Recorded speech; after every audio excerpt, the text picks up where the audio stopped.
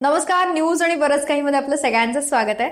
निवडणुकीच्या आधी आम्ही काही व्हिडिओ बनवलेत, त्यात जो अंदाज दाखवण्यात आलाय आणि एक्झिट पोलचा जो अंदाज आहे तो बरोबर ठरलाय. त्यामुळे एक्झिट पोल मध्ये नेमकं काय आहे हे जाणून घेण्यासाठी हा व्हिडिओ शेवटपर्यंत नक्की बघा.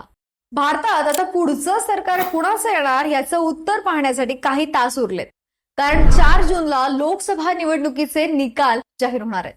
वेगवेगळ्या संस्थांनी जाहीर केलेल्या एक्झिट पोलनुसार देशात पुन्हा एकदा भाजपच्या नेतृत्वातील राष्ट्रीय लोकशाही आघाडीचं म्हणजेच एनडीएचं सरकार येण्याचा अंदाज आहे.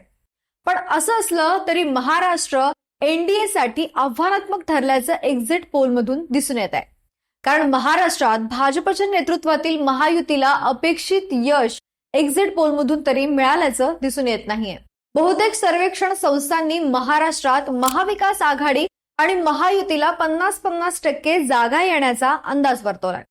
महाराष्ट्रातील 48 मतदारसंघांबाबत अनेक धक्कादायक निकाल एक्झिट पोलमध्ये वर्तवण्यात आले. चला पाहूया. एका एक्झिट पोलनुसार महाराष्ट्रात महायुतीला 22 जागा तर महाविकास आघाडीला एकूण 25 जागा मिळतील असा अंदाज आहे. सुरुवातीला महाविकास आघाडीचा अंदाज पाहूयात. शिवसेना उद्धव बाळासाहेब ठाकरे 14 जागा, राष्ट्रवादी शरदचंद्र पवार 6 जागा, काँग्रेस 5 जागा असे मिळून एकूण महाविकास आघाडीचे 25 जागा येतील आणि अपक्षाची 1 जागा येऊ शकते.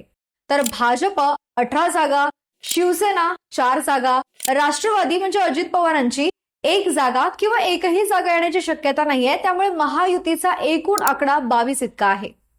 हा तर आम्ही तुम्हाला एक एक्झिट पोलचा अंदाज सांगितलाय. तसं बघायला गेलं तर निकालानंतर सगळं स्पष्ट होईलच.